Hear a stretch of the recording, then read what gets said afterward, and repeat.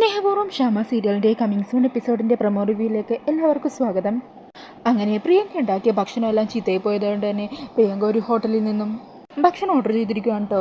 ഇതറിഞ്ഞ കൽപ്പന ഗൗതമിനെ കൊണ്ട് ആ ഭക്ഷണം ഒരിക്കലും ഇവിടെ എത്തിക്കരുതെന്നും അത് എങ്ങനെയെങ്കിലും തടയണമെന്നും പറഞ്ഞ് ഗൗതമിനെ പറഞ്ഞയക്കുവാണ്. അങ്ങനെ കൽപ്പന പറഞ്ഞതനുസരിച്ച് ഗൗതം ആ ഡെലിവറി ബോയിനെ വഴിയിൽ വെച്ച് തന്നെ കാണുകയും അയാളുടെ കയ്യിൽ നിന്ന് ഫുഡെല്ലാം മേടിച്ച് പൈസ കൊടുത്ത് അയാളെ പറഞ്ഞു വിടുകയും ചെയ്യുവാണ് കേട്ടോ. എന്നിട്ട് ഗൗതം ആ ഫുഡെല്ലാം എടുത്ത് ഒരു കുഴുകുത്തി അതിൽ മൂടുവാണ്. ഇതേസമയം പ്രിയങ്കയാണെങ്കിൽ അവിടെ ആ ഫുഡ് ഡെലിവറി ആവുന്നതും കാത്തിരിക്കുക. ഈ സമയം വീട്ടുകാരെല്ലാവരും പ്രിയങ്ക ഉണ്ടാക്കുന്ന ഭക്ഷണം കഴിക്കാനായിട്ട് റെഡിയായിരിക്കുവാണ്. അന്നേരം കൽപ്പനയും ഉർവശിയും അവൾ ഇന്ന് എല്ലാവരുടെ മുമ്പിൽ നാണം കെടും. അതോടെ അവളുടെ അഹങ്കാരം തീരും. അവൾ മിക്കവാറും നാണക്കേട് ഭയന്ന് ഈ വീട്ടിൽ നിന്ന് തന്നെ എങ്ങോട്ടെങ്കിലും ഓടും എന്നൊക്കെ പറഞ്ഞ് ചിരിച്ചുകൊണ്ടിരിക്കുമായിരിക്കും. അങ്ങനെ കുറേ നേരമായിട്ടും ഫുഡ് വരാത്ത കാരണം പ്രിയങ്ക ഒന്നുകൂടി ആ ഹോട്ടലിലേക്ക് വിളിച്ചു ചോദിക്കുവാണ്. അന്നേരം ആ ഹോട്ടലുകാരൻ പറയണേ, ഞങ്ങളുടെ ഡെലിവറി ബോയ് ഫുഡൊക്കെ ഡെലിവറി ചെയ്തതാണല്ലോ, അതിൻ്റെ പേയ്മെൻറ്റും കിട്ടി, നിങ്ങളുടെ ഭർത്താവ് ഫുഡൊക്കെ മേടിച്ചെന്ന് പറയുക. അതേട്ട് പ്രിയങ്ക ആകെ ഞെട്ടിപ്പോകുവാണ്. അങ്ങനെ പ്രിയങ്ക തിരിച്ചറിയുക, എന്തോ ഒരു ചതി ഇതിൻ്റെ ഇടയിൽ നടന്നിട്ടുണ്ട്. ഇനിയിപ്പോൾ എന്ത് ചെയ്യും? എല്ലാവരും വന്ന് ഫുഡ് എവിടെയെന്ന് ചോദിക്കുമ്പോൾ ഞാൻ എന്ത് പറയും? ഞാൻ നാണം കെടും. എന്നിട്ട് ഒന്നുകൂടി രാധികയുടെ ഫോണിൽ വിളിക്കുവാണ്. അപ്പോൾ അത് സ്വിച്ച് ഓഫ് ആണല്ലോ.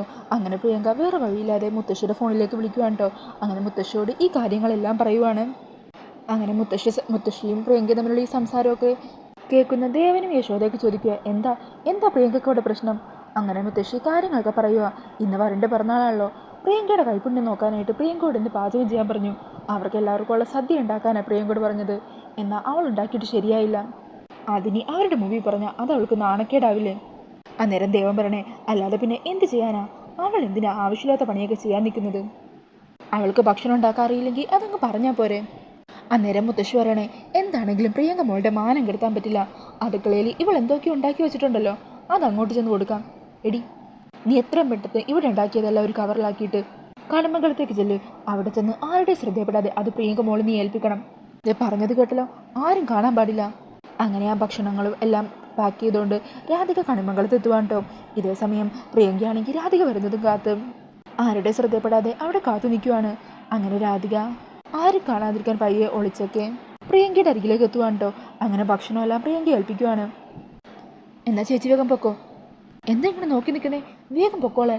ദേ, ഇവിടെ ആരെങ്കിലും ചേച്ചിയെ കണ്ടു കഴിഞ്ഞാൽ എൻ്റെ സ്വഭാവം മാറും. അങ്ങനെ പറഞ്ഞ് പ്രിയങ്ക അകത്തേക്ക് പോകുവാണ് കേട്ടോ. ഈ സമയം രാധികയാണെങ്കിൽ അവിടെ പോകാതെ അടുക്കളയിലെ പിന്നമ്പുറം ഭാഗത്ത് മറഞ്ഞു നിൽക്കുവാണ്. ഈ സമയം പ്രിയങ്ക എല്ലാവരും വിളിക്കുക. അതെ, സദ്യ റെഡി ആയിട്ടുണ്ട് കേട്ടോ, എല്ലാവരും ഇരുന്നോളൂ. അങ്ങനെ പ്രിയങ്ക തന്നെ എല്ലാവർക്കും ഭക്ഷണമൊക്കെ വിളമ്പി കൊടുക്കുവാണ് കേട്ടോ. അങ്ങനെ ഭക്ഷണത്തിൻ്റെ മണം കേൾക്കുമ്പോൾ തന്നെ എല്ലാവരും പ്രിയങ്കയെ പുകഴ്ത്താൻ തുടങ്ങുവാണ്. ഇത് കണ്ടിട്ട് അന്തം വിട്ട് നിൽക്കുമായിരിക്കും കൽപ്പനയും ഉർവശിയും ഗൗതമൊക്കെ. ഇന്നെങ്ങനെ സംഭവിച്ചു എന്ന് ചിന്തിച്ച് നിൽക്കുവാണ് കേട്ടോ അവർ. അങ്ങനെ പ്രിയങ്ക വിളമ്പിയ ഭക്ഷണം എല്ലാവരും ആസ്വദിച്ചതിന് കഴിക്കുക. എല്ലാവരും പ്രിയങ്കയെ പുകഴ്ത്തുവാണ്. പരമേശ്വരൻ പറയണേ, അമൃത് കഴിക്കുന്നത് പോലെ തന്നെയുണ്ട്, എന്തോ രുചിയാ. ഇതേസമയം വരനോട്ടും എങ്ങനെയായിട്ടെന്ന് ചോദിക്കുക. അന്നേരം വരൻ പറയണേ, നന്നായിട്ടുണ്ട്, നല്ല ഭക്ഷണം നല്ലതാണെങ്കിൽ അത് ഞാൻ തുറന്നു തന്നെ പറയും. അങ്ങനെ ഇത് കേൾക്കുമ്പോൾ രാധികയ്ക്ക് ഒത്തിരി സന്തോഷമാകുവാണ് കേട്ടോ. രാധിക അങ്ങനെ എല്ലാവരും താനുണ്ടാക്കിയ ഭക്ഷണം ആസ്വദിച്ച് കഴിക്കുന്നത് മനസ്സ് നിറഞ്ഞവിടെ കണ്ടുകൊണ്ട് നിൽക്കുകയാണ്. പ്രത്യേകിച്ച് വരൻ്റെ വായിൽ നിന്നുകൂടി നല്ലൊരു വാക്ക് കേട്ടപ്പോൾ രാധികയുടെ മനസ്സ് നിറയുവാണ് കേട്ടോ. ഈ സമയം മുത്തശ്ശി കൽപ്പനയോട് ചോദിക്കുന്നുണ്ട്, എങ്ങനെയുണ്ട് ഇപ്പോൾ മനസ്സിലായോ പ്രിയങ്കമ്മളുടെ കൈപുണ്യം? അന്നേരം കൽപ്പനയും ഉർവശിയൊക്കെ ആണെങ്കിൽ ഒന്നും പറയാൻ പറ്റാതെ തല താഴ്ത്തി നിൽക്കുകയാണ്. ആ സമയം പ്രിയങ്ക സന്തോഷത്തോടെ അഹങ്കാരത്തോടെയൊക്കെ കൂടെ കൽപ്പനയുടെ ഉർവശിയുടെയൊക്കെ മുഖത്ത് നോക്കി വിജയ് ഭാവത്തിൽ നിൽക്കുകയാണ്. ഈ സമയം രാധികയാണെങ്കിൽ തൻ്റെ കൃഷ്ണനോടൊക്കെ നന്ദി പറയുക. ഇത്രയും വലിയൊരു ഭാഗ്യം എനിക്ക് തന്നതിന് ഒത്തിരി നന്ദി. വരന് പിറന്നാൾ ദിവസം സദ്യ ഒരുക്കി കൊടുക്കാനും അത് വരൻ ആസ്വദിച്ച് കഴിക്കുന്നത് കാണാനും പറ്റിയല്ലോ, എൻ്റെ മനസ്സ് നിറഞ്ഞു. അങ്ങനെ രാധിക അവിടെ നിന്ന് പോകാൻ തുടങ്ങുമായിരിക്കും. ഈ സമയം മുറ്റത്തേക്ക് വരുന്ന വരൻ രാധികയെ കാണുന്നുണ്ട് കേട്ടോ. അങ്ങനെ വരൻ തന്നെ കണ്ടുവന്ന് രാധികയും തിരിച്ചറിയുവാണ്. അങ്ങനെ ഞെട്ടലോടെ നിൽക്കുന്ന രാധികയാണ് പ്രൊമോയിൽ കാണിക്കുന്നത്. അപ്പോൾ ഈ ഒരു പ്രൊമോ റിവ്യൂ ഇഷ്ടമായിട്ടുണ്ടെങ്കിൽ മറക്കാതെ വീഡിയോ ഒന്ന് ലൈക്ക് ചെയ്യണേ. ഇതുപോലെയുള്ള കൂടുതൽ റിവ്യൂസിനൊക്കെ ആയിട്ട് ഈ ചാനലൊന്ന് സബ്സ്ക്രൈബ് ചെയ്ത് സപ്പോർട്ട് ചെയ്യണേ. താങ്ക്